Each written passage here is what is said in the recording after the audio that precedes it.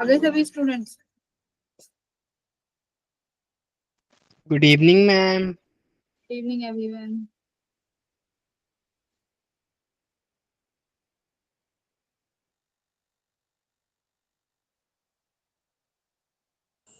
Good evening ma'am.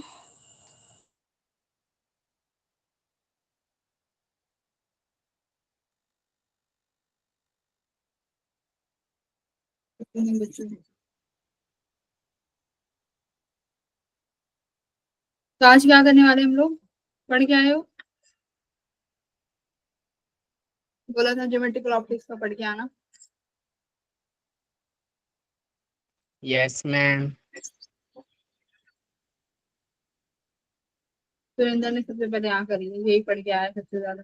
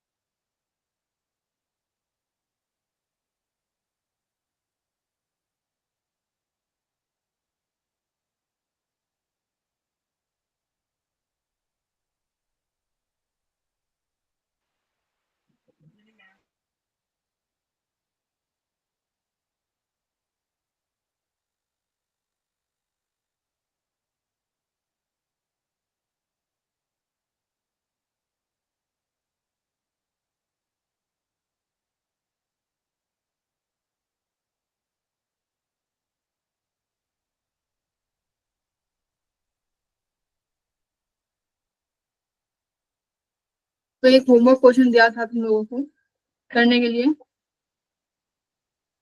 हो गया था। उसके बाद हम लोग करेंगे, अच्छा जरा एक सेकंड,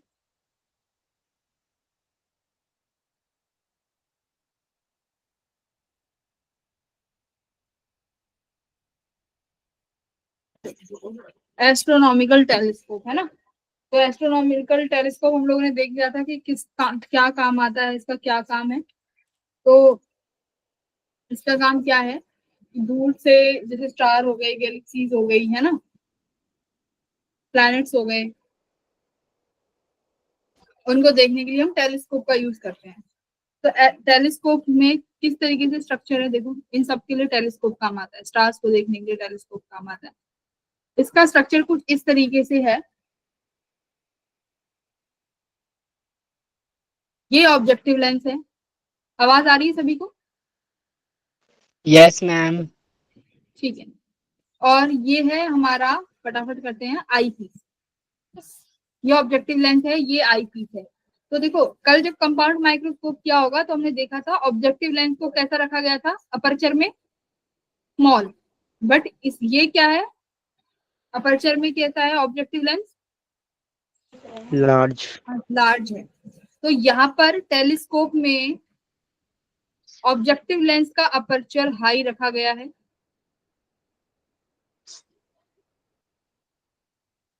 बहुत ज्यादा अपर्चर जो है इसका हाई रहेगा। ये इसका अपर्चर जो है स्मॉल है।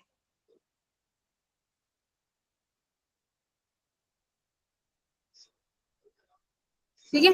तो ऑब्जेक्टिव लेंस का अपर्चर हाई क्यों रखा है? क्योंकि यहाँ पर जो रेज आ रही है, देखो वो कैसे आ रही है, इन्फिनिटी से आ रही है। तो इन्फिनिटी से रेज आ रही है। अब मान लो उस स्टार से, जिस भी प्लैनेट को तुम देख रहे हो, उससे तो हजारों रेज आ रही है। तुम कितनी रेज, जितनी ज्यादा रेज को कलेक्ट कर सको उतनी ही ज्यादा इंटेंसिटी की अच्छी इमेज बनेगी। तो इसलिए इसका अपर्चर कैसा रखा गया है, बहुत बड़ा रखा गया है। ठीक है, बहुत बड़ा अपर्चर है इसका, इसलिए अपर्चर लार्ज है, क्योंकि ज्यादा से ज्यादा रेज को कलेक्ट कर पाए। तो इसलिए यहाँ से इंफिनिटी से रेज आती हुई जो कि पैरेलल आ रही है। ठीक है, पैरेलल रेज आएंगी। अब मुझे बताओ, कॉन्वेक्स लेंस से, लेंस तो कॉन्वेक्स है, अगर इंफिनिटी से रेज आती हैं तो कैसी इमेज बनती है और कहाँ बनती है? इंफिनिटी से रेज आ रही है, कहाँ इमेज बनेगी? उल्टी बनेगी। Real and invert. पहले पोजीशन बताओ। इन्फिनिटी से आ रही है तो कहाँ बनेगी? मैम इन्फिनिटी की साइड। है इन्फिनिटी की साइड, फोकस पे। फोकस पे। Very good. अगर लाइट रेज इन्फिनिटी से आती हैं तो इमेज कहाँ बनती है? फोकस पे बनती है। और कैसी इमेज बनेगी? फोकस पे बनेगी तो रियल बहुत और ही छोटी बनेगी, रियल बनेगी और इन्वर्टेड। inverted बनेगी। Very good. ठीक है, तो ये देखो इस तरीके की इमेज बन गई है ना, ये रही। तो एफ नॉट है यहाँ पर। तो एफ नॉट का मतलब क्या है? ये किसकी फोकल लेंथ है? ऑब्जेक्टिव लेंस की, विच इज एफ नॉट। तो इमेज देखो कैसी बनी है, बहुत छोटी साइज की बनी हुई है, रियल है और इन्वर्टेड है। मैम ठीक है भाई। हाँ मैं ये बोल रहा था ना कि जैसे जो स्मॉल लेंस है उसकी जो रेज है उनको हम पीछे पीछे मिलाएं तो जो हमारा इमेज बनेगा वो उल्टी बनेगा और नीचे की ओर। कैसे, क्या कह रहे हो? अगर जो छोटा लेंस है, जी इसमें जो हमारे जो किरण आए ना ये रेज जो टकरा इनको हम पीछे की ओर खींचते हैं जैसे किस रेज को पीछे की तरफ खींच रहे हो? ये इधर से मैम छोटे लेंस से। छोटे लेंस से? पर अभी छोटे लेंस पे तो छोटा लेंस तो तुम्हारी आंखों की तरफ है ना, छोटा वाला लेंस तुम्हारे आईज के पास है। तो आईज पर इमेज बनेगी या आईज से इमेज बनेगी, है ना? ये तो आई जी पीस है, तो यहाँ पर तो इमेज तुम्हें दिखेगी।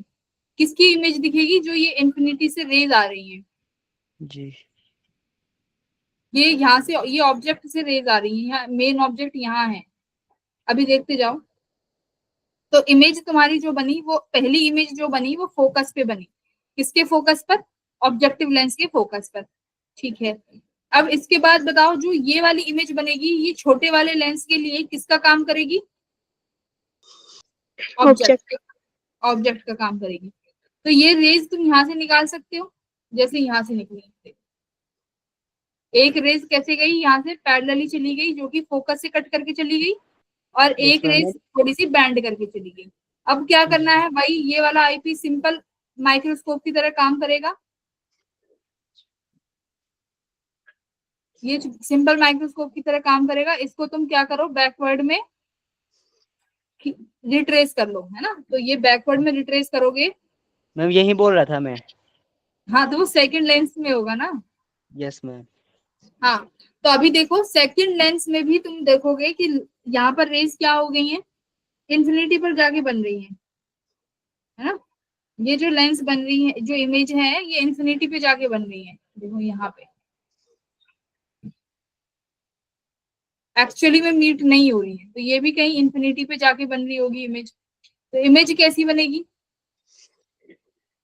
कहीं मीट तो होगी, वर्चुअल।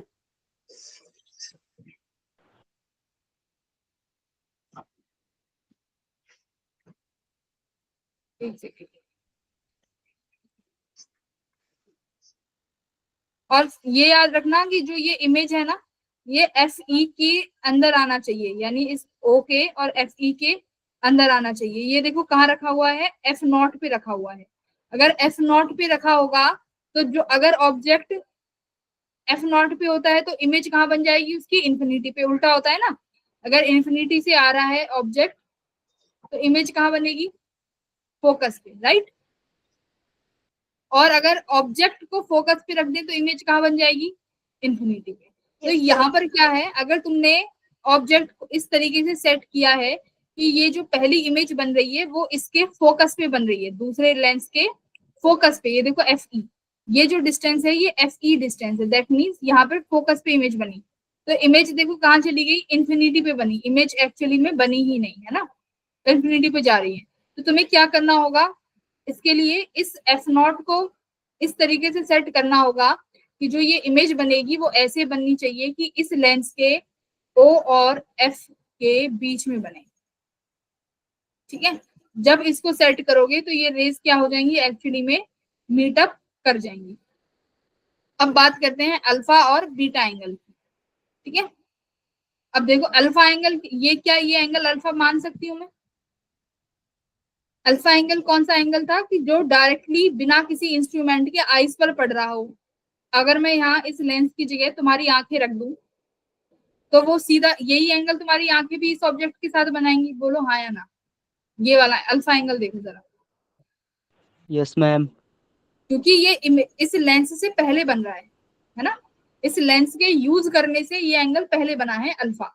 तो इस लेंस की जगह तुम अपनी आई उठा के रख दो, तब भी यही एंगल अल्फा बनेगा, क्योंकि ये किस पे डिपेंड करता है, ऑब्जेक्ट की पोजीशन और उसके साइज पे, है ना। तो जैसा ऑब्जेक्ट लेंस के लिए है वैसा ऑब्जेक्ट तुम्हारी आंखों के लिए है। तो ये एंगल अल्फा ले लिया। अब बात आई बीटा एंगल की, तो देखो बीटा कौन सा एंगल लेंगे, जो इमेज के साथ एंगल बनेगा, है ना। तो इमेज के साथ, ये इमेज है तुम्हारी, इसके साथ ये एंगल बना बीटा, तो ये एंगल तुमने ले लिया बीटा एंगल। तो बीटा और अल्फा अब यही फाइंड करना है। अल्फा कैसे निकाल लोगे, अल्फा निकालना है अभी, अल्फा और बीटा, क्योंकि एम की वैल्यू क्या होगी, beta by alpha, by the final image angle which the object subtended at the lens और द आई। ये लेंस या आई के साथ बनाए बिना यूज करे, तो बीटा अपॉन अल्फा। तो पहले हम क्या निकालें, पहले अल्फा निकाल लेते हैं। अल्फा कैसे निकालोगे, देखो tan अल्फा, अगर ये एंगल अल्फा है तो ये एंगल अल्फा हो जाएगा, है ना। ये वाला ट्राइंगल देखो,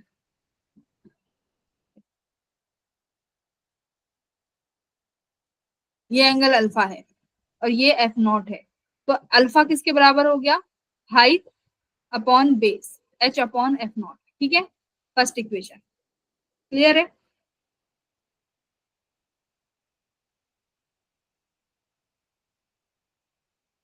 इमेज बनी, वो बनी फोकस पे, तो ये जो डिस्टेंस है ये बेस वाला, ये कितना हो जाएगा, फोकस वाला ही तो हो गया, which is F not, objective lens का, ठीक है। अब बीटा देखो, बीटा इमेज, बीटा यहाँ पे है, तो ये वाला ट्राइंगल देखो कौन सा बनेगा, यहाँ पे ये बीटा है, तो बीटा के लिए कौन सा ट्राइंगल बना सकते हैं, ये वाला भी बना सकते हो, और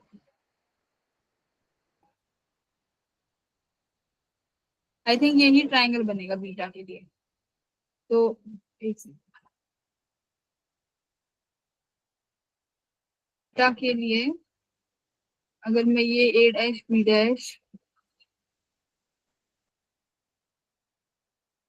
डायग्राम भी बेकार होगा,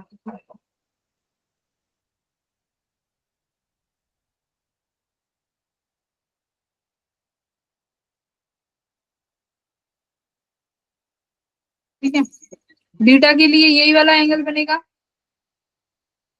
विच is equal to H upon F E, ना ये एच हो गया और ये वाली डिस्टेंस हो गई एफ ई।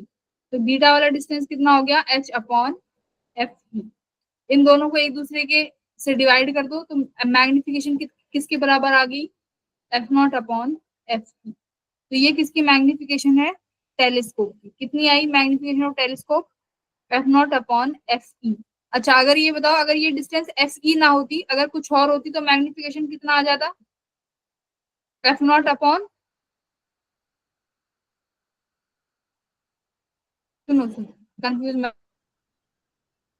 पहले तो इन्फिनिटी से रेंज आई है, इन्फिनिटी से रेंज आई है, तो हमेशा वो इमेज बनेगी फोकस पे, उसमें तो हम कुछ कर ही नहीं सकते, वो इमेज फोकस पर ही बनेगी, क्योंकि इन्फिनिटी से आ रही है ना, ये तो प्रॉपर्टी है, इन्फिनिटी से आ रही है तो फोकस पर ही बनेगी। तो फोकस पे बनेगी तो कितना लैम्डा कितना होगा, एच बाय एफ नॉट, वो चेंज ही नहीं होगा। अब बात आई बीटा की, तो बीटा में देखो एच अपॉन एफ ई है, इसका मतलब एफ ई का मतलब क्या है कि जो ये इमेज बनी है उसकी कितनी दूरी है तुम्हारे छोटे वाले लेंस से, ये जो इमेज बनी है, ये जो इमेज बनी है इसकी कितनी दूरी है तुम्हारे छोटे वाले लेंस से।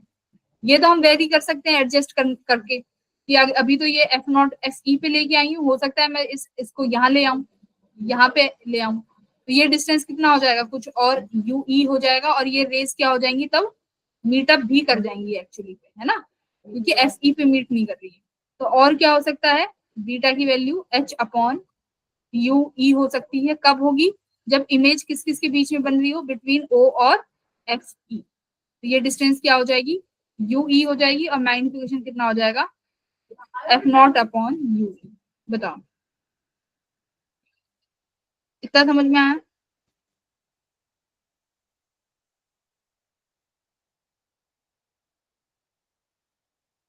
मैम एक बार फिर से समझाइए थोड़ा। ठीक है, देखो क्या हुआ है, एस्ट्रोनॉमिकल टेलीस्कोप में दो लेंस लिए गए हैं, एक बड़ा लेंस है एक छोटा लेंस। बड़ा जो लेंस है उसे बोला गया है ऑब्जेक्टिव लेंस, जो छोटा लेंस है उसे बोला गया है आई लेंस, क्योंकि वो आंख के पास है। ठीक है, अब जो बड़ा वाला लेंस है उस पर जो रेज आएंगी वो हमेशा इन्फिनिटी से ही आएंगी, क्योंकि ऑब्जेक्ट बहुत दूर है। तो ऑब्जेक्ट बहुत दूर है तो हम मान रहे हैं कि रेज इन्फिनिटी से आ रही है।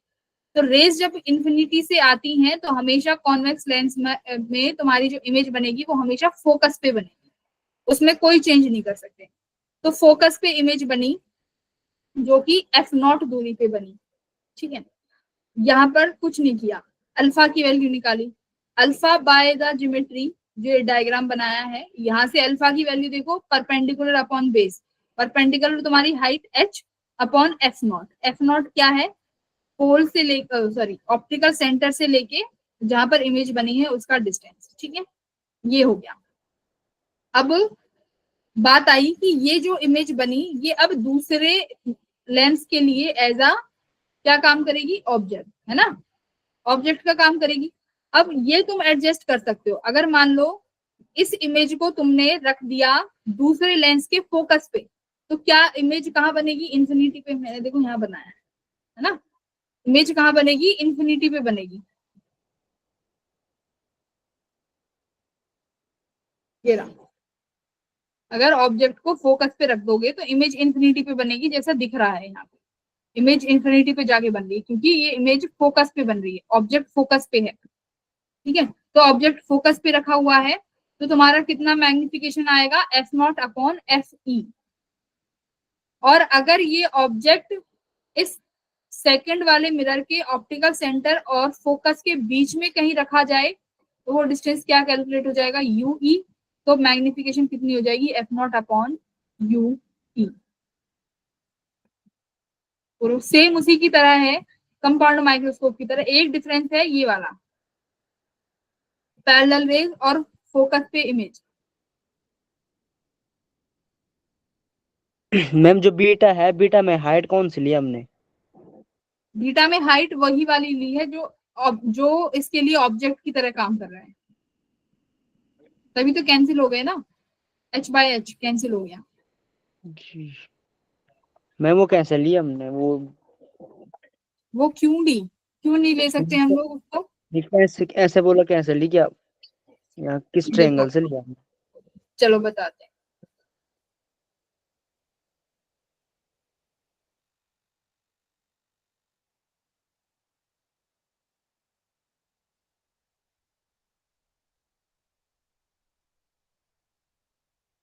देखो ये एंगल बीटा बन रहा था ना, जी ये एंगल हमारा बीटा बन रहा है। और मैं किस एंगल को बीटा बना सकती हूँ, जो रेज कहाँ से पास हो रही हूँ, यहाँ से, यहाँ से ये रेज जा रही हूँ,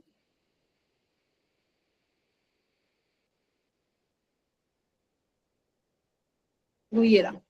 ठीक है, इस एंगल को अगर मैं बीटा बोलूँ, ठीक है, ये रेज भी पैरेलल आके कहाँ पे कट करके जाएंगी, एफ पे कट करेंगी। और ये वाला जो डिस्टेंस है, ये डायग्राम भी थोड़ा सा मुझे गड़बड़ लग,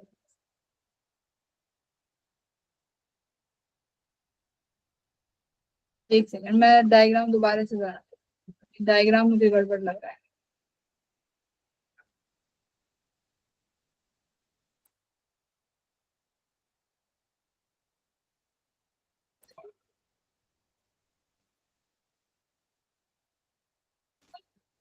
एक सेकंड,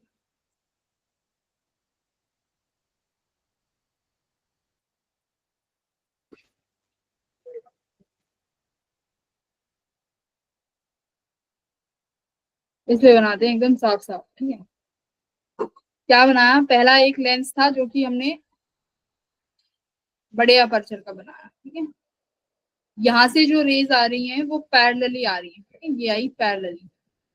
ठीक है, अगर मैं एक स्ट्रेट लाइन भी बना दूं यहाँ से, ठीक है, ये एक लेंस है जो कि छोटा लेंस है। ठीक है, ये लेंस का ऑप्टिकल सेंटर मैं यहाँ पे बना दे रही हूँ, ये पैरेलली आई है, ठीक है, और एक ऐसे ही ये रे आई है इन्फिनिटी से, यहाँ से ऐसे ही पास करके चलेगी, ठीक है।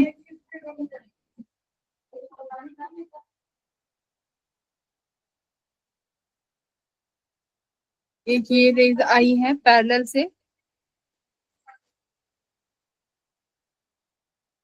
ठीक है, पैरेलल से आई और कहाँ से कट करके जाएगी, ये फोकस से कट करके चली गई, ठीक है। तो ये मान लो फोकस से कट करके चली गई,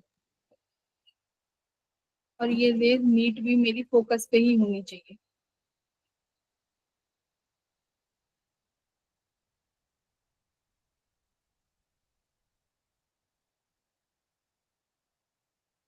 डायग्राम ऐसा बनाओ कि ये फोकस से ही कट करके जाए और वहां पर इमेज बने, ये मीट करेंगे रेज।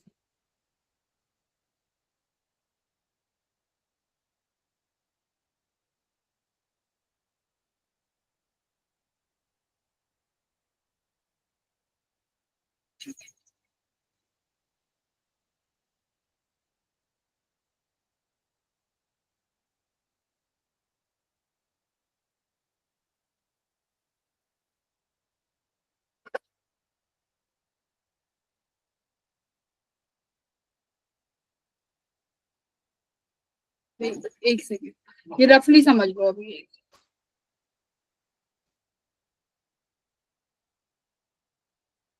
एकदम स्केच से तो नहीं बना पाएंगे, स्ट्रेट रे आएगा, ठीक है। तो मान लो यहाँ पर जो इमेज, यहाँ पर तुम्हारे पास एक ये इमेज बन गई, ये इमेज बन गई। अब यहाँ से जो ये इमेज बनी ए डैश और सपोज करो बी डैश, अब रेज जाएंगी यहाँ से, तो मैंने माना कि एक रेज यहाँ से पैरेलली गई, यहाँ से पैरेलली जाने के बाद क्या करेगी, वो फोकस से फिर से कट करके चली जाएगी। मान लो ये इसके फोकस से कट करके चली गई एफ ई से, एक रेज कैसे जाएगी, फिर ऑप्टिकल सेंटर से जाएगी और ऐसे पैरेलली चली गई, तो यहाँ ये मीट नहीं करेंगी। अब मुझे मीट कराने के लिए देखो, जो ये ऑब्जेक्ट है ए डैश बी डैश, जो कि इमेज है पहले लेंस, इसको मुझे किस तरीके से सेट करना पड़ेगा कि ये किसकी फोकल लेंथ के अंदर आ जाए, एफ ई की। तो सपोज करो एफ ई की फोकल लेंथ यहाँ पर कहीं है, और जो ऑब्जेक्ट ये बना है ये एफ ओ पे बना है। अब अल्फा एंगल मैंने कौन सा लिया था, ये लिया है अल्फा एंगल। बीटा एंगल कौन सा हो जाएगा बच्चों, रिट्रेस कर लो इसको। आई थिंक अब क्लियर है।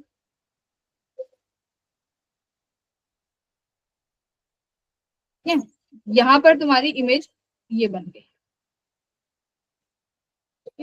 बीटा एंगल कौन सा हो जाएगा, ये वाला। बोलो अब ठीक है, ये हो गया बीटा एंगल। अब बीटा के लिए क्या लेना है, हाइट परपेंडिकुलर अपॉन बेस। तो परपेंडिकुलर यानी तुम्हारी ये हाइट हो गई, जिसको मैंने कितना माना है, एच। तो एच कितना हो गया, ऑब्जेक्ट का distance which is A dash B dash लिख लो। अब बेस कौन सा है, देखो अगर ये फोकल लेंथ पे बनती तो एफ नॉट लिख देते, पर अभी ये मैंने कहा बनाया है इसको, ओ से एफ ई के बीच में, क्योंकि एक्चुअली में रेस को अपियर टू मीट लग रही है। तो ये डिस्टेंस कितना हो जाएगा, यू ई। तो ये बीटा कितना हो गया, H upon you E. Similarly alpha निकालो, अल्फा कितना हो जाएगा बच्चों, ये एंगल अल्फा है तो तुम्हारा ये एंगल भी अल्फा हो जाएगा। अब ये वाला ट्राइंगल देखो जरा, ओ ए डैश बी डैश, इसको ओ डैश मान लो, तो अल्फा भी निकल के आ गया कितना, एच अपॉन एफ नॉट, क्योंकि ये रेस पैरेलल से आ रही है। देखो अभी ये डायग्राम थोड़ा मेरे से ढंग से नहीं बना, बट मोटा मोटा तुम समझो ये पैरेलल से आ रही है, तो हमेशा जो रेज है पैरेलल से आने के बाद वो फोकस पे ही बनेंगे, इसके फोकस पे, ऑब्जेक्टिव के लेंस के। तो इसलिए अल्फा का जो तुम बेस डिस्टेंस लोगे तो कितना लोगे, एच बाय एफ नॉट। तो कितना आया तुम्हारा magnification, beta by alpha which is F naught upon you, F naught upon you. I think अब क्लियर है। Yes, ma'am. ठीक है अब क्लियर है। उसमें वो डायग्राम मुझे भी थोड़ा सा गड़बड़ लग रहा था, पर ठीक है, गड़बड़ तो नहीं था, मैं उसमें भी एक समांतर रेखा खींचनी थी, बाकी कुछ नहीं करना था। हाँ, उसमें कुछ नहीं था, उसमें ये था, उसमें जो ए डैश बी डैश है ना, सेकंड लेंस के भी फोकस पे था। जो ए डैश बी डैश है वो सेकंड लेंस का जो फोकस है ना, ये एस ई, वो वही था। इसका मतलब एफ नॉट और एस ई वहां पर कोइंसाइड कर रहे थे, बस वहां ये हुआ था पहले वाले केस में। तुम छोड़ो, तुम क्यों कंफ्यूज हो, तुम ऐसे, तुमने जैसे अभी तक करा है तुम ऐसे ही करते चलो, ठीक है। तो हमें सिंपल माइक्रोस्कोप के लिए क्या करना होता है, सेकंड जो बनेगा ये तो हमारा सिंपल माइक्रोस्कोप ही बनेगा। तो इसमें तो कंडीशन है ही कि ऑब्जेक्ट को कहाँ रखना होगा, इसके फोकस के अंदर अंदर। तो ये देखो एफ ई के अंदर अंदर ऑब्जेक्ट को रख दिया, ठीक है, क्लियर है। तो मैग्निफिकेशन आ गई F naught by U E. अब क्या निकाले, बस अब उसके बाद वही दो केसेस है, मैक्सिमा और मिनिमा वाला। हो गया तुम्हारा क्वेश्चन एस्ट्रोनॉमिकल वाला भी कंप्लीट, ठीक है। मैक्सिमम मैग्निफिकेशन निकालो जरा, मैक्सिमम मैग्निफिकेशन यहीं पे निकाल देते हैं। मैं तुम्हें ये डिलीट करके दे दूंगी, तुम बस वही वाला टॉपिक याद रखना, रिफ्लेक्टिंग वाला रहना। बस हो गया।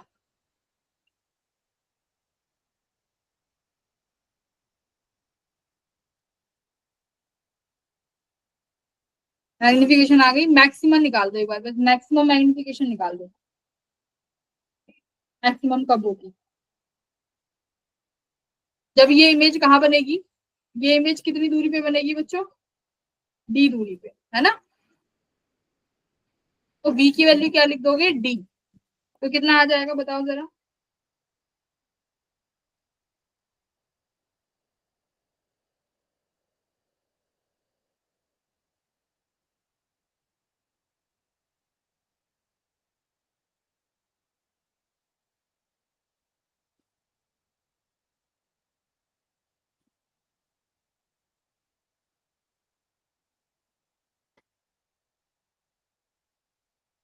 Maximum magnification.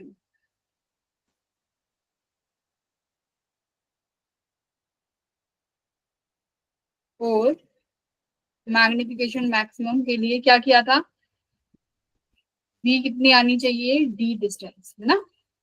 जो ये इमेज बनी है ये कितनी दूरी पे होनी चाहिए, d पे। अगर यहाँ पे लिखूं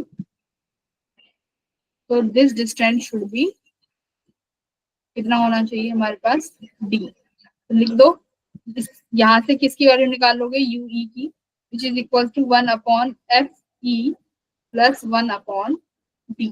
तो 1/ue की जगह यहाँ पे वैल्यू रख दो F not 1/fe plus 1/d। ना आ गया, मैम यहाँ प्लस होगा क्या, क्या कह रहे हो, प्लस मतलब वो वहां नहीं लिखा आपने, ये जो हाँ ये लेंस प्लस है, 1/ue equals to 1/fe plus 1/d। Ma'am वो ये तो लेंस का है ना, इसमें माइनस नहीं होगा। साइन रखने के बाद है ना, साइन देखो एक बार क्या होता है, लेंस का formula 1/f equals to 1/v minus 1/u, है ना। ये फॉर्मूला होता है तुम्हारे पास अगर मैं आई लेंस के लिए लगा रही हूँ। तो v की वैल्यू कितनी है, d है, किस डायरेक्शन में, नेगेटिव डायरेक्शन में। तो ये कितनी हो जाएगी, -d, ठीक है। तो 1/ue कैसे आ जाएगा, देखो 1/fe प्लस 1/d, ठीक है।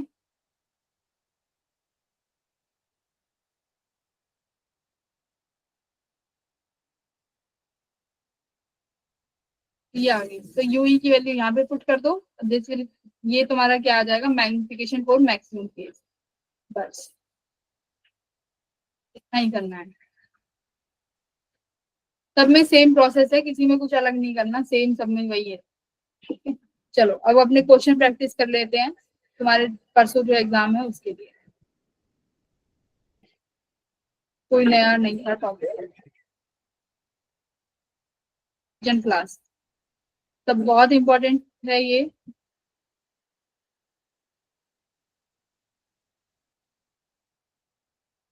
तो यहाँ पर सिर्फ PYQs है, ठीक है।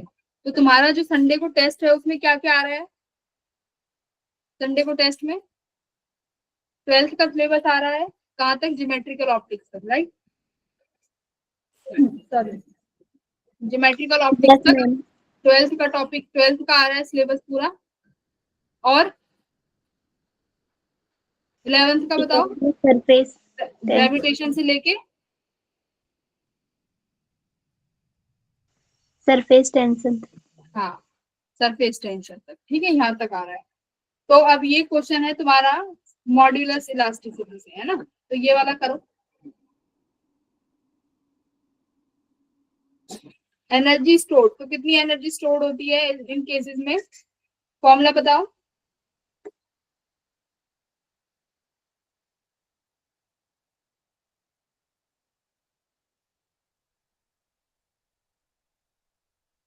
स्ट्रेस बताओ पहले, स्ट्रेस क्या होता है?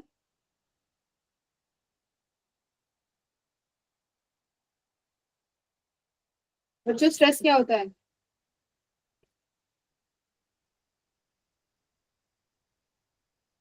पढ़ ही नहीं रहे मैम, हम तो, है ना, पढ़ ही नहीं रहे ना बिल्कुल भी। स्ट्रेस क्या होगा? फोर्स अपॉन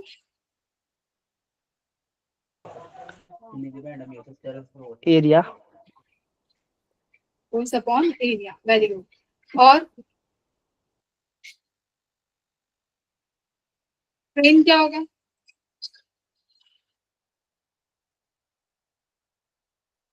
स्ट्रेन, स्ट्रेन कितनी तरीके के होते हैं?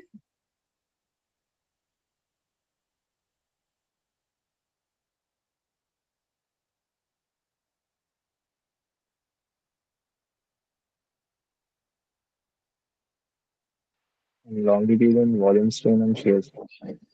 हाँ, very good. Volumetric, longitudinal and shear stress, ठीक है। तो स्ट्रेस क्या होगा? Force per unit area. तो ये तो तुम्हारा स्ट्रेस हो गया। अब बात आई स्ट्रेन की, कि स्ट्रेन क्या होगा। तो देखो स्ट्रेन हम लोग ऐसे निकालते हैं कि कितना डायमेंशन में चेंज आया है। तो जब तुमने किसी भी बॉडी पे कोई स्ट्रेस अप्लाई किया है तो उसके डायमेंशंस में कितना चेंज आ गया, उसी को बोला गया है स्ट्रेन, है ना। तो स्ट्रेन के भी टाइप होते हैं, कैसे? कंप्रेसिव हो गया, मतलब एक वॉल्यूमेट्रिक होता है, एक लॉन्गिट्यूडनल होता है, एक तुम्हारा टेंसाइल स्ट्रेंथ होता है, ठीक है। तो ये सब होते हैं तुम्हारे स्ट्रेन। अब यहाँ पर बताओ कि एनर्जी स्टोर्ड कैसे निकालते हैं अगर इन केसेस में स्ट्रेस और स्ट्रेन की फॉर्म में?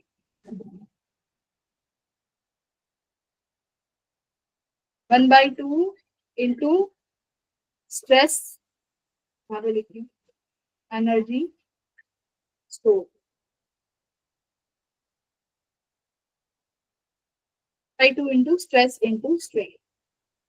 बेसिक फॉर्मूला यही है। चलो अब अप्लाई करो।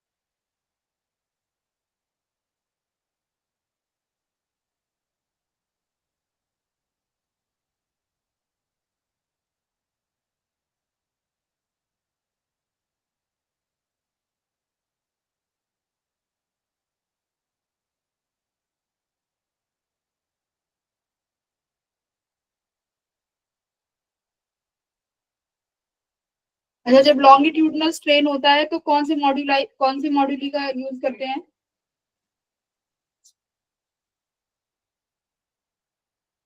यंग मॉड्यूलस का कब इस्तेमाल करते हैं?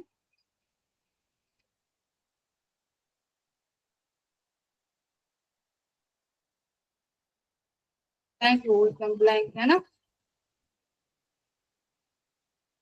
और बल्क मॉड्यूलस का कब करेंगे?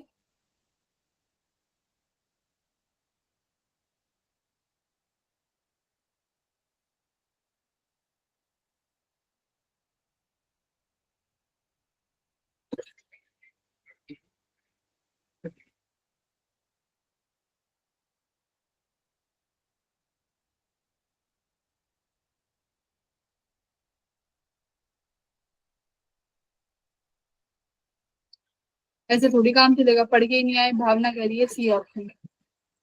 पहले भावना वो तो बताओ फॉर्मूला क्या लगाया है, सी ऑप्शन आया कैसे है?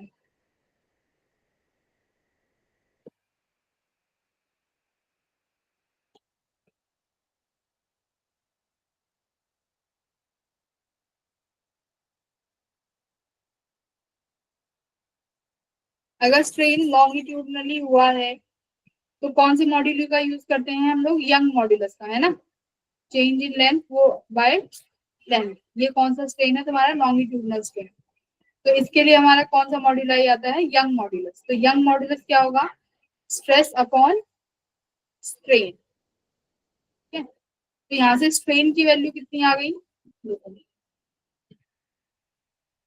Stress upon Y. तो यहाँ पे लिखो 1/2 इंटू स्ट्रेस। स्ट्रेन की जगह और क्या लिख दिया? Stress upon Young modulus Y. अब यंग मॉड्यूलस में क्यों दिखाया है? क्योंकि देखो चीजें किस में चेंज हो रही है? लेंथ में। और लेंथ में जब भी कोई स्ट्रेन आता है तो हम कौन से मॉड्यूलाई का यूज करते हैं? यंग मॉड्यूलस का। ठीक है, और जब वॉल्यूम में आता है तब कौन सा यूज करते हैं? वॉल्यूम के लिए किस मॉड्यूलस का यूज करेंगे? अल्फा का। ठीक है, तो स्ट्रेस क्या है? फोर्स अपॉन ए। तो फोर्स अपॉन एरिया। यहाँ पे भी स्ट्रेस कितना है? Force upon area upon Young moduli. ठीक है, तो लिख दिया हमने एनर्जी स्टोर। अब क्या कह रहा है कि दो वायर्स हैं जो कि स्टील की है, मतलब सेम, उनका यंग मॉड्यूलस सेम होगा। ठीक है, सेम लेंथ है, मतलब दोनों की लेंथ सेम है। सीलिंग से उनको लटकाया गया है, सस्पेंड किया गया है अंडर द सेम लोड, मतलब सेम लोड के साथ। If the ratio of the energy stored per unit volume is 1:4। ठीक है, जो एनर्जी स्टोर्ड हुई है उसका रेशियो 1:4 है। तो डायामीटर, इसका मतलब जो वायर्स हैं लेंथ तो सेम है और बनी भी स्टील की हैं, पर कहीं ना कहीं उनके डायामीटर्स अलग हैं, तभी तो उनकी एनर्जी स्टोर अलग लगाई है। क्योंकि देखो एरिया पे डिपेंड कर रहा है ना एनर्जी स्टोर। तो इसको डायामीटर्स के टर्म्स में लिख लो, एरिया को F² upon pi D square, और ये कितना है? A²। तो ये कितना हो गया? स्क्वायर हो गया, है ना। तो अब देखो फोर्स F, तो फोर्स तो सेम रहेगा क्योंकि बोला है सेम लोड से हैंग किया गया है, तो ये तो कोई चेंज ही नहीं हो रहा ना। 1/2 ये कांस्टेंट वैल्यू। तो एनर्जी स्टोर्ड किस पे डिपेंड कर रही है? देखो डायमीटर के 4 टाइम्स। तो मैं लिख सकती हूँ E1 upon E2 equals to D2 upon D1 का कितना है भाई? 2 जा 4 टाइम्स, और ये कितना है? स्टोर्ड 1/4। तो ये इसको किसके बराबर लिख दो? 1/4 के बराबर। कितने के बराबर आ गया? D2/D1।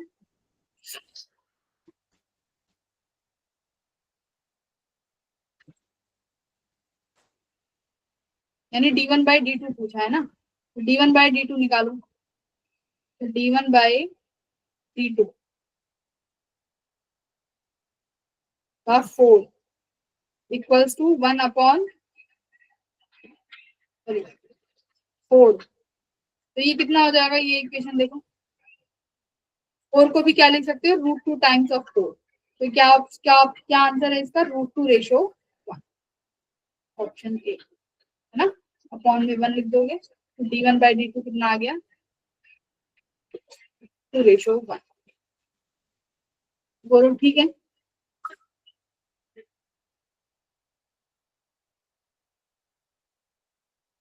है ना, उसको एकदम पता नहीं क्या करने वाली हो।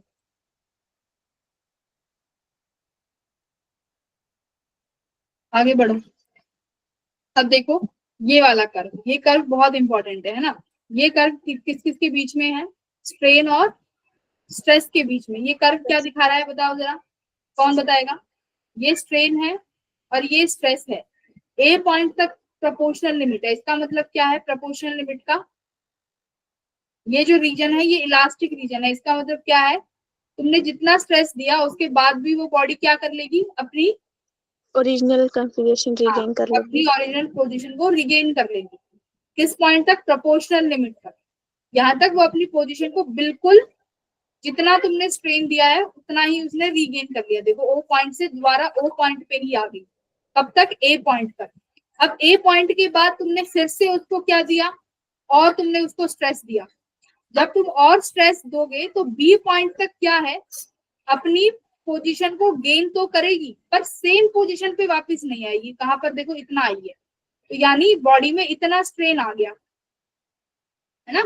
अपनी पोजीशन को बिल्कुल ओ पे नहीं आ पाई, बट अभी भी गेन कर रही है, कोशिश कर रही है कि मैं अपनी पोजीशन को गेन करूं, पर कंप्लीटली गेन नहीं कर पा रही है। ठीक है, देखो अभी तो मैं तुम्हें परसों के टेस्ट के लिए प्रिपेयर करा रही हूँ कि थोड़ा बहुत तुम पढ़ के जाओ, पर जब G11 की क्लास स्टार्ट होंगी तो बहुत डिटेल में पढ़ेंगे। बट उससे पहले तुम भी पढ़ के रखो, ऐसे ब्लैंक बैठोगे तो मुझे पढ़ाने में बाजार नहीं आएगा, क्योंकि मैं सोच के चल रही हूँ तुम्हें बेसिक आता है। तो अब बी पॉइंट तक हम स्ट्रेस दिए जा रहे हैं बॉडी में, तो बॉडी अपनी ओरिजिनल पोजीशन को रीगेन नहीं करेगी बट स्टिल गेन करेगी, है ना। तो कितना गेन करेगी, यहाँ पॉइंट तक, इस पॉइंट तक बॉडी ने अपना गेन किया। तो यानी यहाँ तक हुक्स लॉ अभी फॉलो, यहाँ तक हुक्स लॉ फॉलो हुआ इस रीजन तक, है ना, लीनियर प्रोपोर्शनल लिमिट तक।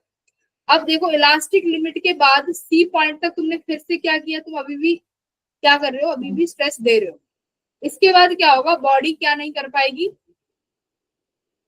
क्या नहीं कर पाएगी, बॉडी रीगेन नहीं कर पाएगी अपनी पोजीशन, है ना, नो रीगेन, कोई रीगेन नहीं कर पाएगी उसके बाद अगर तुम स्ट्रेस दिए जा रहे हो। ठीक है, तो बी पॉइंट तो हो गया यील्ड पॉइंट यानी इलास्टिक लिमिट, यहाँ तक इलास्टिक लिमिट इसकी पहुंच चुकी है। अब इसके बाद बॉडी कैसे बिहेव करेगी, देखो प्लास्टिक रीजन। प्लास्टिक रीजन का क्या मतलब होता है कि बॉडी अपनी शेप को दोबारा रीगेन नहीं कर सकती। एक तो होता है इलास्टिक, तो क्या होता है बच्चों, प्लास्टिक। इलास्टिक क्या कर सकता है, रीगेन कर सकता है, बट प्लास्टिक रीगेन नहीं कर सकता।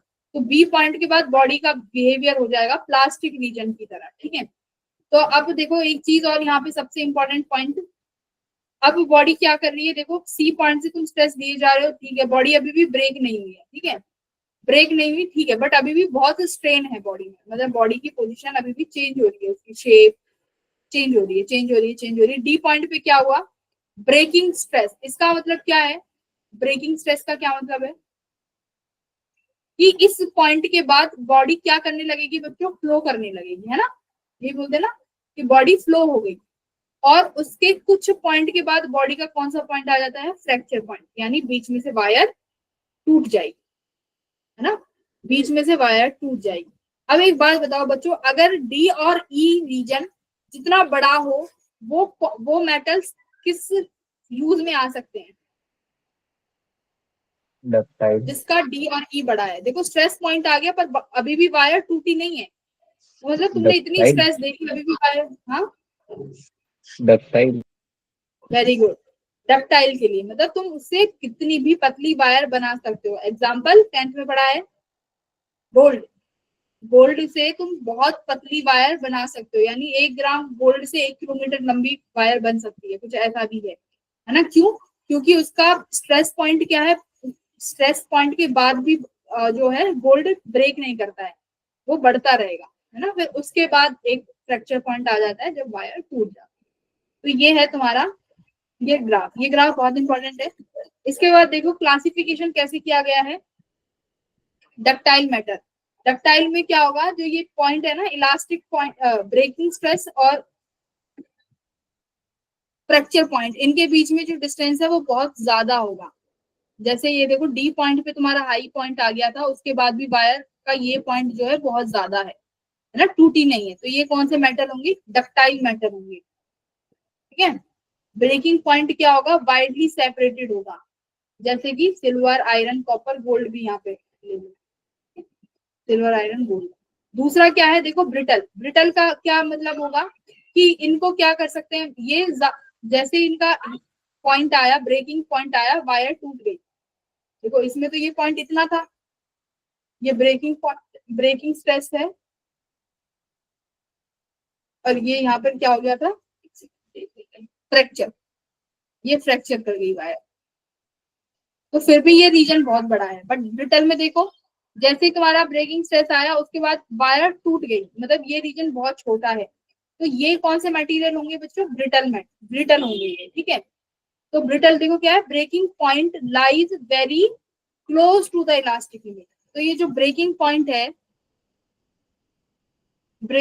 है, ये क्या देखो किसके, इसी के बहुत पॉइंट है, बहुत क्लोज आ जाएगा, है ना, बहुत क्लोज।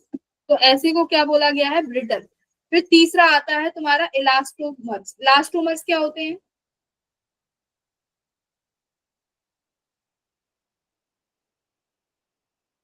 इसमें देखो ये है कि तुम कितना ही स्ट्रेस अप्लाई करते चले जाओ, बॉडी स्ट्रेन झेलती रहेगी, है ना।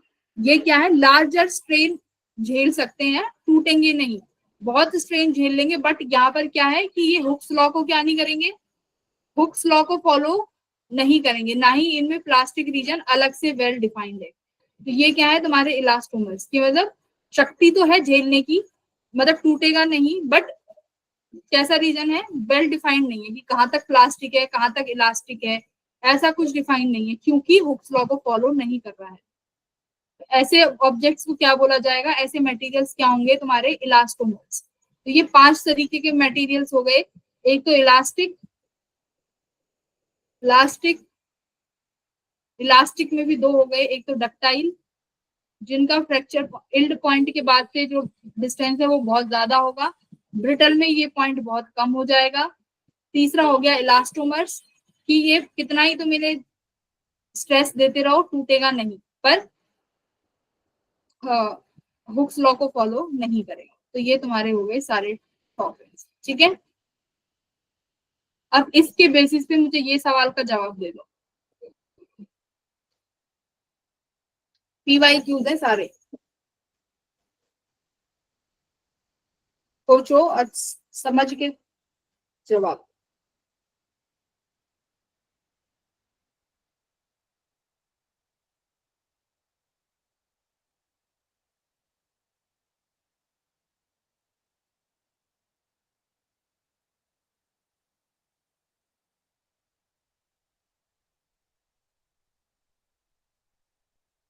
क्या कह रहा है कि लोड वर्सेस इलोंगेशन का ग्राफ दिया हुआ है 4 वायर के लिए।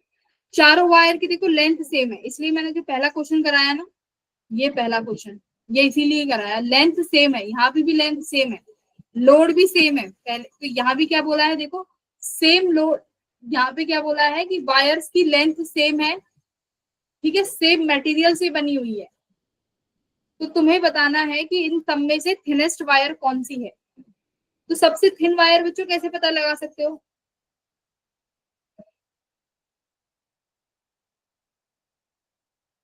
तो सबसे पतली वायर कौन सी? हाँ, इलोंगेशन, वेरी गुड। जितनी पतली होगी वो क्या करेगी? ज्यादा इलांगेट कर जाएगी सेम लोड के लिए, पतली वायर। तो सेम लोड के लिए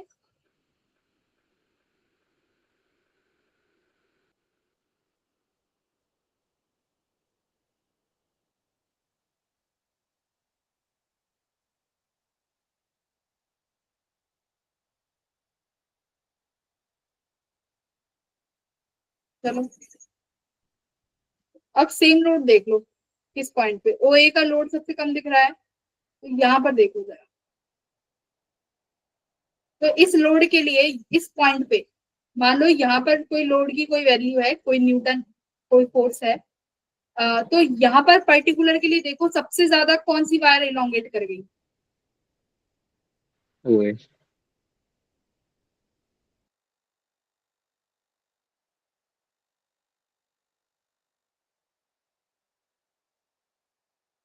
तो सबसे पतली वायर कौन सी होगी? OA, very good. तो OA should be the thinnest wire. तो इस तरीके से एग्जाम में बैठ के सोचना पड़ेगा, ठीक है।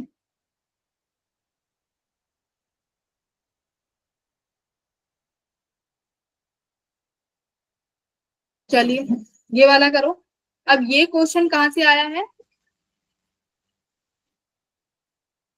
चैप्टर ही बता दो, कौन से चैप्टर से?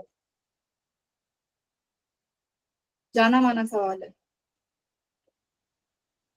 ये भी PYQ है।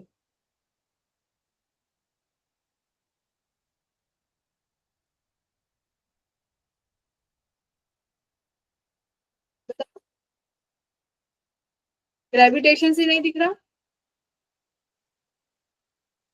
ग्रेविटेशन वाले चैप्टर से है। क्या कह रहा है इसमें क्या देखो, कौन सा कंजर्वेशन लगेगा, एंगुलर कंजर्वेशन लगाओ, एंगुलर कंजर्वेशन। क्या फॉर्मूला होता है, I omega 1 equals to I omega 2। I क्या है, मोमेंट ऑफ इनर्शिया। क्या कह रहा है, वो अर्थ है वो अपनी वॉल्यूम के 1/64 श्रिंक कर गई, जबकि मास उतना ही है। तो क्या उसके रोटेशन पर फर्क पड़ेगा, कितना हो जाएगा। तो रोटेशन कहाँ से मिलेगी, ओमेगा से, और मास का और उसका रेशो कहाँ से मिलेगा, आई से। तो निकालो मोमेंट ऑफ इनर्शिया कौन सा लोगे अर्थ के लिए, सॉलिड स्फीयर का। तो पहले क्या होगा, इनिशियली अर्थ का इनर्शिया 2/5 m आर स्क्वायर, अर्थ की रेडियस r मान लो, अर्थ का मास m मान लो। तब कितने ओमेगा से घूम रही है, ओमेगा 1 से, ठीक है, एम आर स्क्वायर ओमेगा। अब क्या हुआ, इनर्शिया चेंज हो जाएगा क्योंकि रेडियस चेंज हो गई, क्योंकि वॉल्यूम चेंज हुई है। तो वॉल्यूम निकाल लोगे,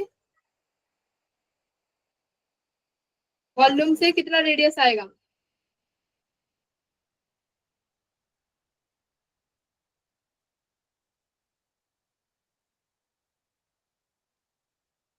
अब ये b कितना हो गया, b/64। तो रेडियस कितना हो गया देखो, ये तो कॉमन चीजें हैं, हटा दो। तो r कितनी हो गई, 1/64 इक्वल्स टू 1, ये r³ कितना आ गया, r' 1 बाय, डिवाइड कर दो ना इन दोनों इक्वेशन को, इक्वेशन 1 और ये इक्वेशन 2। r' क्यूब कितना आ गया, 1/64 का कितना होगा क्यूब, 36 कितना बनेगा भाई, 64 का 4 से बनेगा क्या, Yes, ma'am. 4 4 जा 16, 16 4 जा 64, ठीक है, तो 4 से बन गया। तो ये कितना आ गया, 1/4। तो कितनी आ गई ये, 2/5 m, r' कितना हो जाएगा, r/4 स्क्वायर ओमेगा 2। चलो मास तो सेम ही है, और ओमेगा 1/ओमेगा 2 निकालो, वहां से टाइम पीरियड आ जाएगा, हो गया, कर दो सॉल्व। ओमेगा क्या हो जाएगा, 2π/t आ गया ना, फिर T1/T2। चलो करो अब आगे, आंसर बताओ क्या है।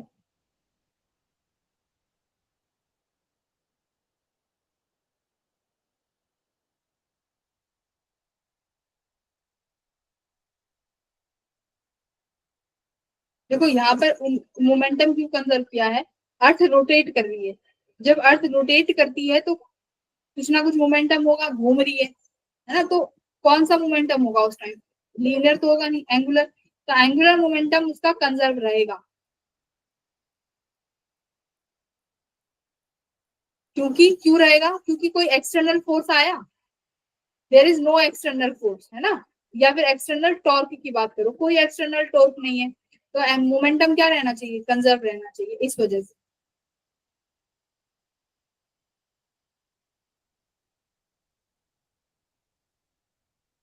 2/5 m से 2/5 m कट गया, r स्क्वायर से r कट गया, तो ओमेगा 1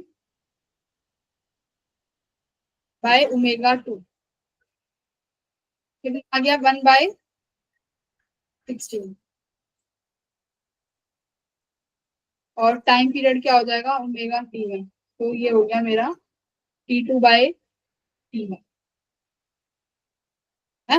इनिशियली टाइम पीरियड कितना था भाई, 24। तो 1/16 इक्वल्स टू T2। पहले 24 घंटे में रोटेशन करती थी, तो T1 को यहाँ ले जाऊं विच इज 24। तो एक्स आवर कितना है, 16। T2 कितना हो गया, 24/16। ठीक है, परेशानी यहाँ तक।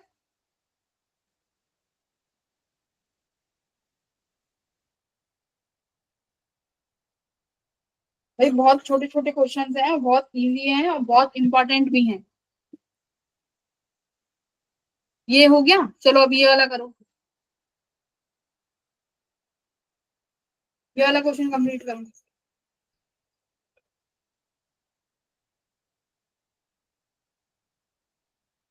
एक्सीलरेशन ड्यू टू ग्रेविटी कैसे लिखते हैं?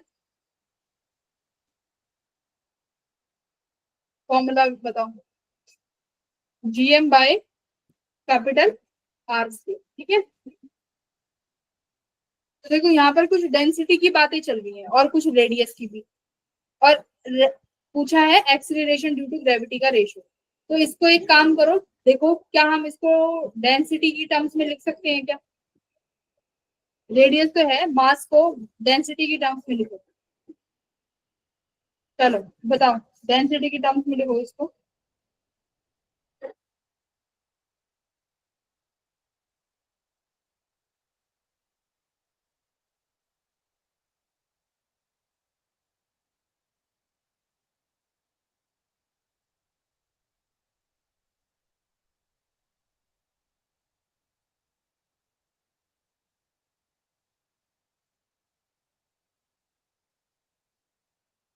क्या लिख सकते हैं? मास को वॉल्यूम इंटू डेंसिटी, है ना।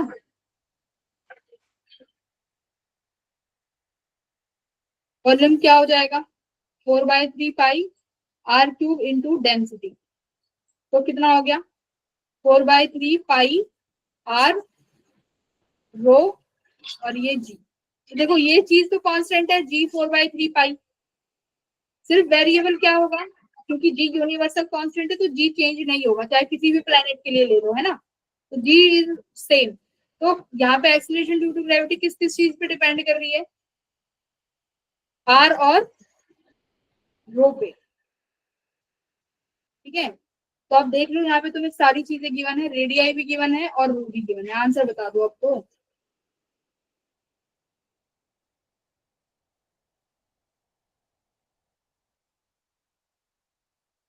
फॉर्मूले भी नहीं याद है, अगर फॉर्मूले याद होते तो भी तुम कुछ कर लेते। भावना क्या आंसर है? सुरेंद्र क्यों नहीं बोल रहे हो, बोलो।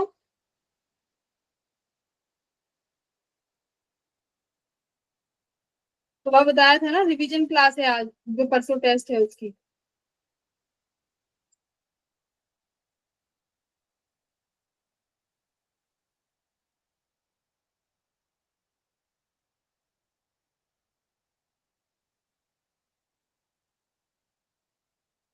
तो 2 प्लैनेट्स हैं, तो मैं जी ए अपॉन जी बी लिखती हूँ।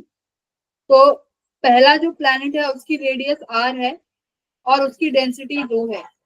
जो दूसरा है प्लैनेट, उसकी रेडियस 4 आर है और उसकी डेंसिटी रो/3 है। तो जी ए अपॉन जी बी कितना हो गया? 4 कैंसिल, रो से रो, ये 3 ऊपर चला गया। तो आई थिंक 3/4, डी ऑप्शन, ठीक है। ठीक, आगे बढ़ू। फॉर्मूले याद कर लो, एक्सीलरेशन ड्यू टू ग्रेविटी का फॉर्मूला होता है gm/r²। मास जब भी तुम्हें डेंसिटी वगैरह दिखे तो मास को हमेशा वॉल्यूम और डेंसिटी में चेंज कर लो, और वॉल्यूम को हमेशा ओपन कर लो 4/3 पाई आर क्यूब। अब ये करो, एस्केप वेलोसिटी का फॉर्मूला मैं लिख देती हूँ।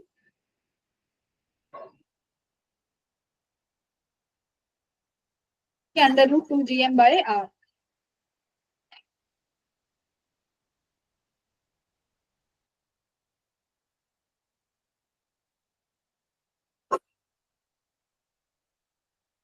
एक्सीलरेशन ड्यू टू ग्रेविटी बता चुकी हूँ।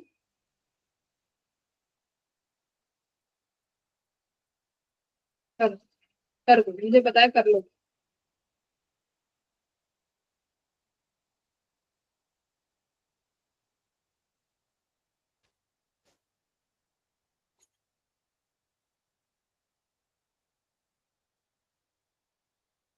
बेसिक बेसिक है, एकदम बेसिक क्वेश्चन।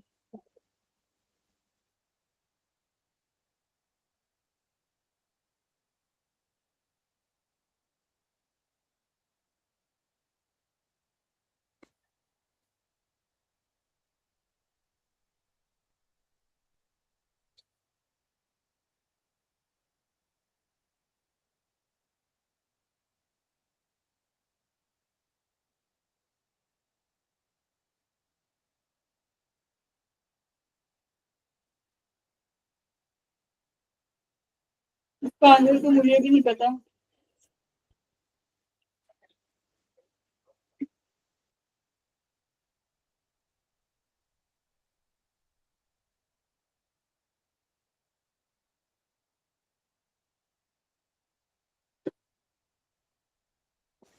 दो प्लैनेट है जिनकी एस्केप वेलोसिटी गिवन है 1:2, रेडियाई का रेशियो गिवन है 1:3।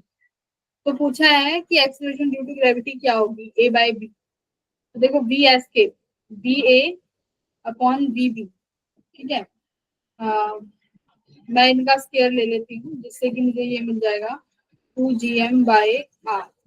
2 और g ये तो एक दूसरे को कैंसिल ही कर देंगे, ठीक है। तो ये हो गया M A upon R A, ठीक है।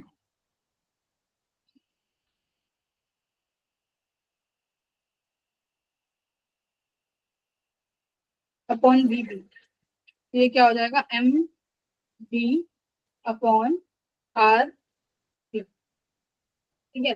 बी अपॉन बी बी कितना गिवन है 1/2, तो ये कितना हो जाएगा 1/4 equals to M A R B upon M B R A. करो रेशियो क्या गिवन है, और किसका रेशियो गिवन है, रेडियाई का रेशियो। तो भाई रेडियाई का रेशियो गिवन है,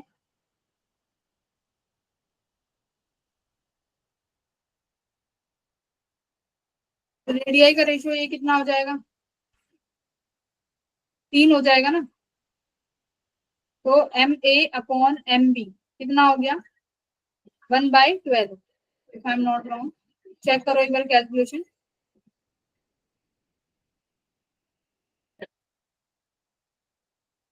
सही है अभी तक। M A by M B का रेशियो आ गया 1/12। तो बस अब एक्सीलरेशन निकाल दो। ए की वैल्यू कितनी होगी, acceleration due to gravity upon A, acceleration due to gravity by B. तो एम ए अपॉन आर का square, M A upon R A का स्क्वायर मल्टीप्लाई, यहाँ कितना हो जाएगा M B into R B का स्क्वायर। ले लो ratio M A upon M B, sorry,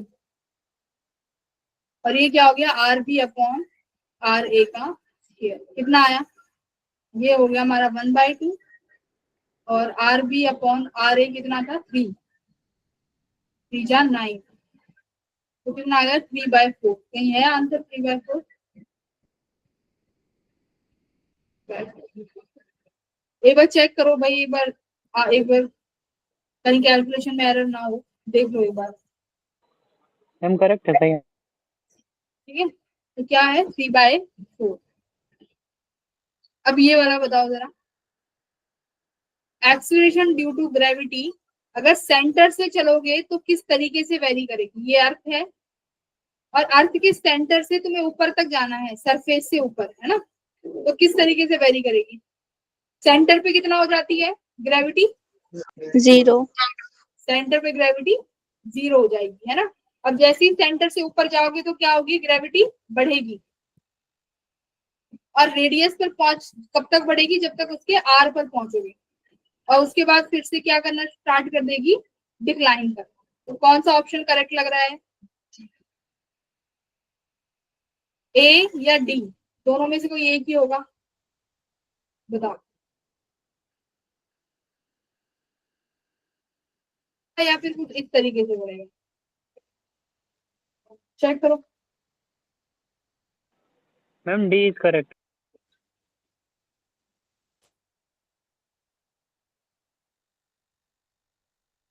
centre से जब हम लोग लिखते हैं तो क्या आता है हमारे पास, G dash equals to G 1 minus 2h/r या h/r।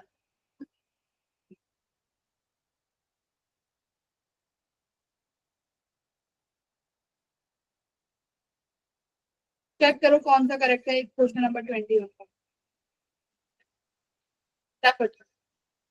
एक आंसर चाहिए और विद रीजन चाहिए कि क्यों है ऐसा।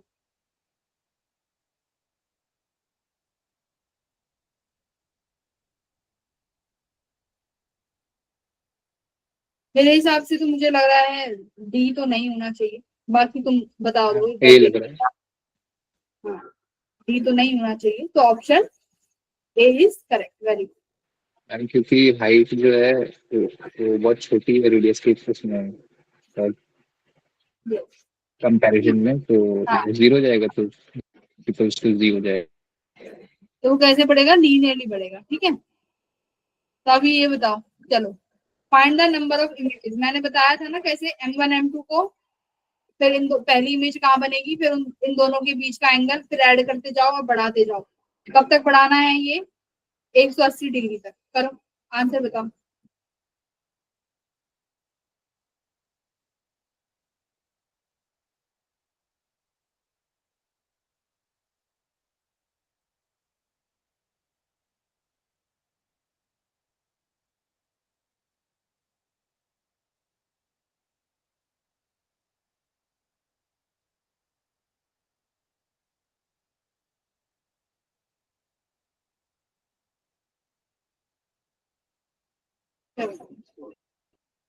क्रॉस मल्टीप्लाई वाले फॉर्मूले से करो। कैसे सिखाया था, एक M1 फिर दूसरा मिरर M2। M1 से पहली इमेज कहाँ बन रही है, देख लो, ये 25 डिग्री है, तो ये कितना होगा, 25 डिग्री, तो 25 डिग्री। M2 से 25 डिग्री। अब क्या करना है, इन दोनों मिरर के बीच का एंगल, कितना एंगल है इन दोनों मिरर के बीच में, 50 डिग्री। तो यहाँ 50 लिख दो। अब दोनों को ऐड करते जाओ। इस मिरर की सेकंड इमेज कहाँ बनेगी, 75 डिग्री पे। इस मिरर की सेकंड इमेज कहाँ बनेगी, 75। फिर से ऐड कर दो, कितना हो गया, 50 डिग्री। 50 प्लस 75 कितना बनेगा बच्चों, 7 8 125। और फिर से इसका ऐड करो, कितना बनेगा, 125। ठीक है। अब अभी तो 125 है, हमें 180 तक चलना है, तो चले चलो। फिर से ऐड करो, कितना, 50 डिग्री। 125 में 50 कितना हो गया, 507, 175। ये भी कितना बनाएगा, 175। अब इसके आगे नहीं चलेंगे क्योंकि 180 डिग्री तक पहुंच गए, ये मैंने सिखाया था क्लास में। तो कितनी इमेज बनी total, find the number of images, कितनी। तो M1 ने कितनी इमेज बनाई, पहली, दूसरी, ये थर्ड, ये फोर्थ। सिमिलरली M2 ने 1 2 3 4। तो दोनों ने मिलकर कितनी इमेज बनाई टोटल, 8। 8। तो इसका आंसर क्या है, 8। ये मैंने पहले भी सिखाया है। M1 और M2 के नीचे क्या लिखना है कि M1 से पहली जो ऑब्जेक्ट रखा हुआ है वो कितने डिग्री पे है, तो 25 डिग्री पे था, तो 25 डिग्री। ये कराया है क्लास में। चलो अब ये बताओ जरा,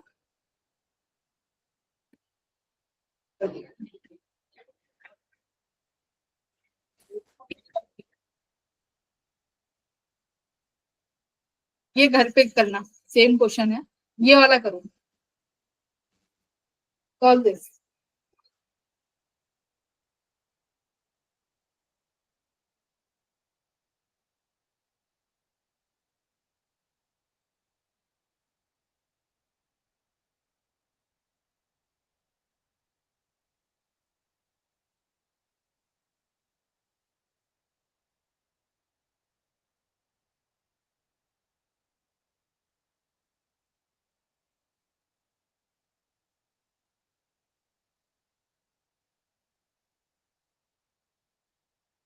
रेयर व्यू मिरर कौन सा होता है, कॉन्वेक्स। गाड़ियों के जो साइड में जो मिरर लगाता है वो कैसा मिरर होता है, कॉन्वेक्स मिरर। कॉन्वेक्स। तो बस अप्लाई कर दो। कॉन्वेक्स मिरर, उसकी फोकल लेंथ गिवन है 20 सेंटीमीटर। तो उस मिरर से तुम किसी दूसरी गाड़ी को देख रहे हो, जो कि वो गाड़ी उस पहली वाले मिरर से कितनी दूरी पर है, 6 मीटर। ये जो दिया हुआ है ना, कार की विड्थ, कार की हाइट, ये तुम्हारे किसी काम की नहीं है। तुम्हें बस उस मिरर से जो वो गाड़ी है वो कितनी दूरी पर है, बस वो तुम्हें देखना है, जो कि कितने गिवन है, 6 मीटर। अब वो गाड़ी कितनी लंबी है, कितनी चौड़ी है, उससे तुम्हें कोई मतलब नहीं होना चाहिए, क्योंकि तुमसे पूछा क्या है, पोजीशन। तो हमें मिरर जब फॉर्मूले के लिए बस एक ही बात बताई गई है, ये चीजें पता होनी चाहिए, ये चीजें पता होनी चाहिए। तो रख दो वैल्यू, फोकल लेंथ कन्वेक्स की पॉजिटिव होगी तो 1/20 पॉजिटिव, पता नहीं वही निकालना है। और यू क्या होगा, देखो मान लो तुम यहाँ गाड़ी में यहाँ से देख रहे हो, ये तुम्हारी गाड़ी के साइड में शीशा लगा हुआ है, ऑब्जेक्ट यहाँ है, तो ऑब्जेक्ट से तो रेज ऐसे आएंगी, पर तुम ये जो मिरर है यहाँ पर कहीं इसका पोल होगा, है ना। और हम कैलकुलेशन कैसे करेंगे, इस तरीके से। तो यू कैसा हो जाएगा बच्चों, सामने रखा है ना कन्वेक्स के, ये कन्वेक्स मिरर है ना, यहाँ पर ऑब्जेक्ट रखा हुआ है, तो ये ऑब्जेक्ट कैसा कैलकुलेट किया जाएगा, बोलो नेगेटिव। तो ये कितना हो जाएगा, -1/6। सॉल्व करो कितना है,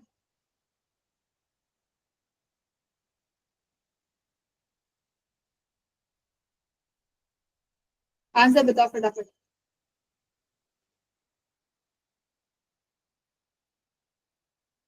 ये देखो ये सेंटीमीटर है, ये मीटर है, ये चीज ध्यान देना, ये मीटर है, मीटर, तो ये 600 हो जाएगा।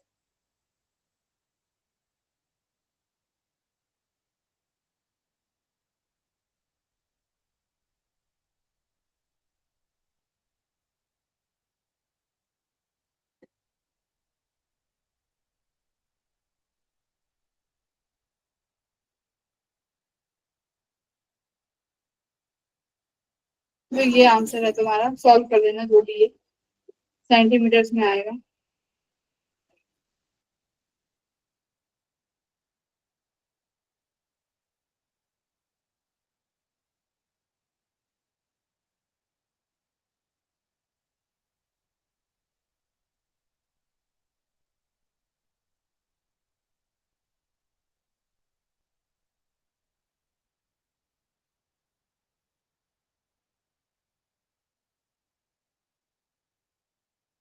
तो आई थिंक ये आंसर है, ठीक है, 19.35 सेंटीमीटर। तो देख लो तुम्हें जो कार 6 मीटर की दूरी पे है वो तुम्हें कितनी दूरी पे दिखेगी, उतनी दूरी पे, क्योंकि तुम इमेज देख पाओगे इसकी, है ना, यहाँ पे।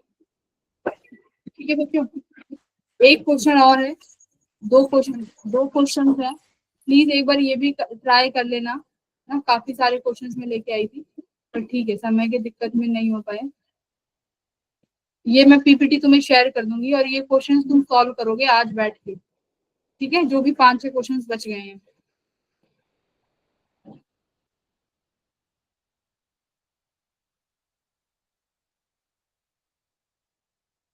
चलो बच्चों, बाय बाय एवरीवन।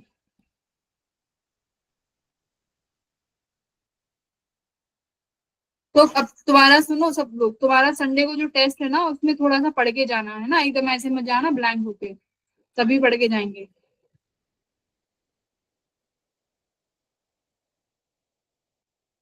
मैं ये तुम्हें अभी शेयर कर दूंगी।